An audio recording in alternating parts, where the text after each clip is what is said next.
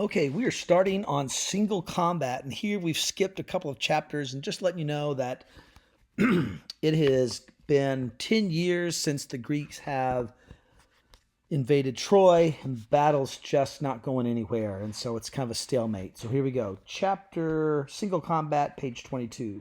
When the 12th day came, Zeus the Thunder was once again on the high crest of Olympus, and Thetis went to him begging that he should bring about a victory for the Trojans, that the high king and all the Greek war host might sorely feel the loss of Achilles, her son, from among their fighting ranks. And though he did not really wish to, Zeus gave her the promise that she asked.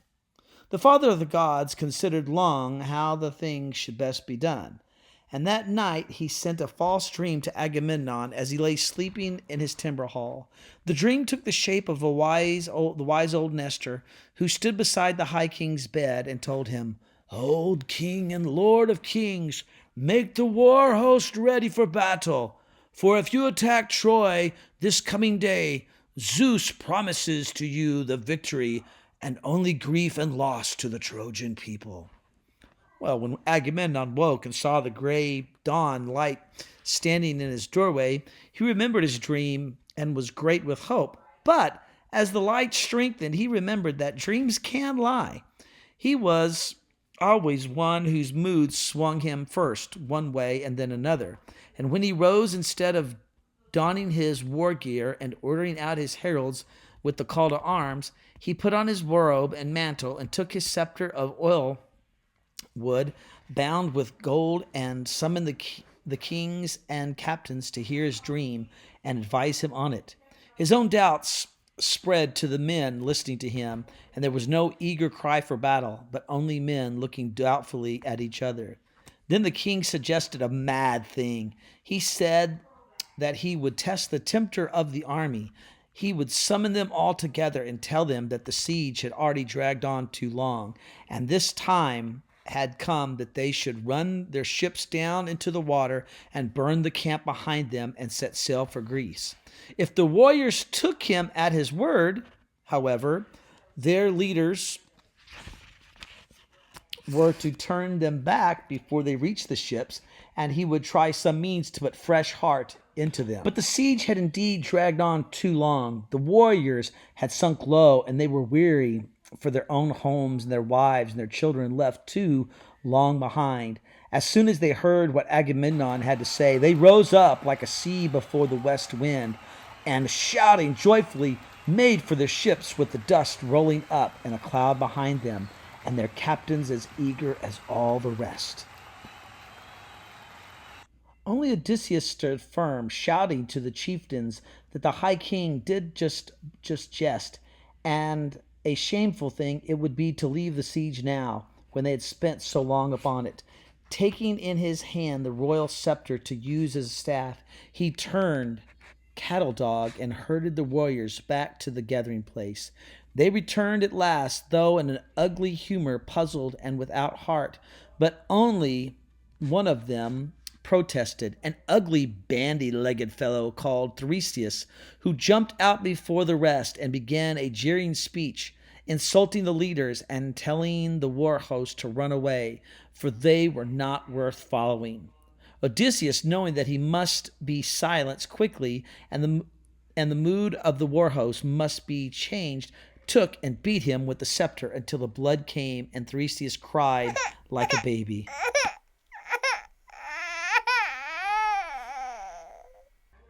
Odysseus flung him down, laughing at the sight he had made. Those nearest joined in the laughter, and the laughter spread out to the farmost fringes of the army, where men did not know what they laughed at. The warriors hitched up their weapons and cheered Odysseus when he and the white-haired Nestor bade them make ready for battle in the name of the high king. So company by company, following their kings and chieftains and captains, the Greek harnessed the captured horses to their chariots and swept out over the plain in a great wheeling masses, like cranes sweeping in from distant lands to their own marshes at mating time. And the Trojans, taking heart from the knowledge that Achilles had turned his back in fighting, came pouring out from the city to meet them. For the first time in a long years of the siege, the two great war hosts came face to face. They checked, fronting each other in two long, menacing battle lines, and out from the Trojan mass into the clear space between swaggered Paris himself, a spotted panther skin across his shoulder, and in his hands two bronze-headed spears and his great bow. He shouted a challenge to the Greek lines, to any warrior who could come out and meet him in single combat. Then Menelaus, the rightful husband of Helen, was glad as a lion is glad on his kill, and leapt from his chariot, his armor flashing in the sun. But Paris, seeing who came against him, felt his heart shrink within him from shame as much as fear, and fell back into the ranks of the Trojan host behind him. There Hector found him and tongue lashed him in scorn for his cowardice, and managed to drive something of courage into him again. And while the courage lasted, he offered a formal bargain to end the war one way or the other by fighting Menelaus, a fight to the death. Okay, here's what was going to happen. If Paris were killed, Helen, with all her jewels upon her, would be returned to her first husband and her own people. If Menelaus died, she should remain with him and the Trojans. The Greeks would return without her over the seaways to the lands from which they came. The Greeks agreed to this, and so the thing might be acceptable to the gods. Hector sent back into Troy for 2 lambs for sacrifice. While they were brought, Paris put on borrowed armor, for he had not come armed for battle, gleaming breastplate and leg guards, and a great helmet with a high nodding horsehair crest. And throughout the mighty war host of Greece and Troy, every man took off his own armor, and the sun grew hot and settled down, leaning on his shield to watch in comfort. Meanwhile, Helen, who was at home among her women and weaving a great purple cloak on her loom, heard the coming fight between Paris and her marriage lord. She left her weaving and flung a veil over her head and hurried to the roof of the nearest gate tower. King Priam was there already, and some of his elders with him, looking over the plain, and 2 great armies gathered there. And seeing her come, the old men murmured amongst themselves that there had been no shame. There had been no shame all this while in fighting to keep so fair a lady, but that now it would be a fine thing for Troy if she were to go back to her first lord and her own people. But Priam, who had always been kind to her, saw her flinch at their words, and put out his hand to draw to him. "Dear child, I do not blame you for what has come to pass. It is the will of the high gods that has brought this evil between your people and mine." But Helen wept and said, "Always you have dealt gently with me, and I wish I had died before I left my marriage lord and my babe, shameless as I am, and came with Paris across the sea to bring so much sorrow upon us all." She would have covered her face and drawn back from the edge of the roof, but Priam held her aside, asking her to name of this one and that one among the Greek heroes, to turn her thoughts a little in another way. And so they remained for a while side by side, looking down. Below, in an open space between the armies, a rough altar had been set up. The 2 lambs were sacrificed, and a great oath was taken by the leaders of both sides to abide by the outcome of the combat, whatever it might be. Then a square fighting ground was marked off, and while the 2 champions stood facing each other, 2 wooden tablets, one marked for Paris and one for Menelaus, were put into a helmet, and Hector shook them up to decide who should cast the first spear. Paris's lot flew out onto the trampled ground. There was a deep breath from those near enough to see. "Paris! Paris has the first throw!" Paris drew back his spear and made his cast, but his spear point was blunted on the boss of Menelaus' shield, and fell uneasily away. Then Menelaus cried with a mighty voice of the father of the gods, "Great Zeus, grant me my rightful vengeance on the man who did me foul wrong, even while he ate my salt and slept beneath my roof," and in turn made his cast with all the force of his wrongs behind it. The spear point drove clean through Paris's shield and breastplate, and gashed a fine stuff of his tunic, but did not so much as nick the skin beneath, for the Trojan flung himself sideways just in time. With a roar of fury, Menelaus rushed upon him with a great sword upswung, but the blade, slashing at the bronze comb of his helmet, shattered into 4 pieces that spun away, bright and blinking in the sunlight.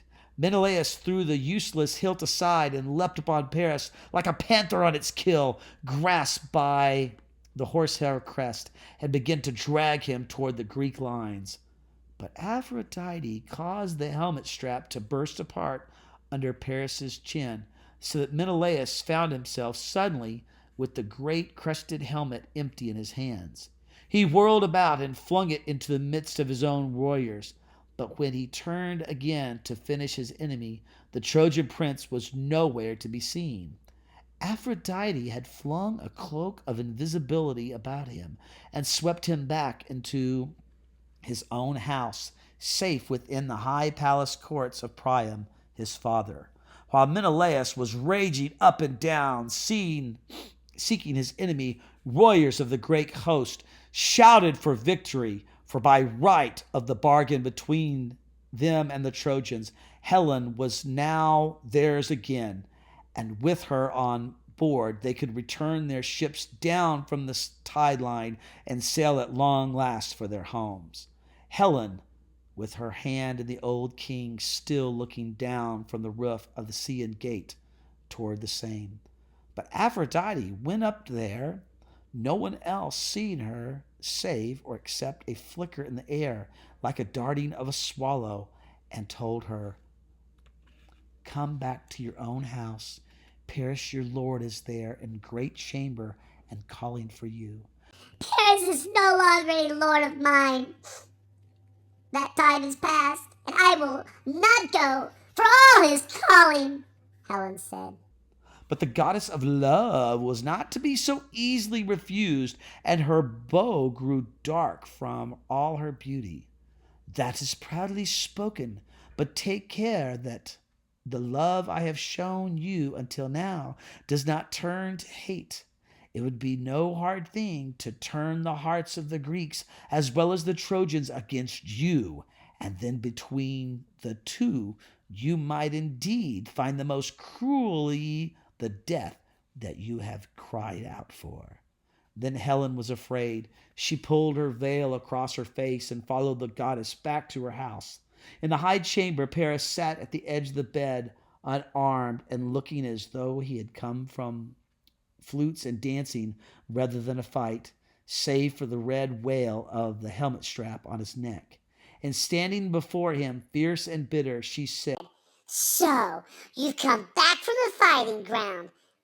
Here, now, my greeting to you, it is this, that I wish you had died out there between the Moros and the hand of my true marriage lord, who is a better man than you will ever be."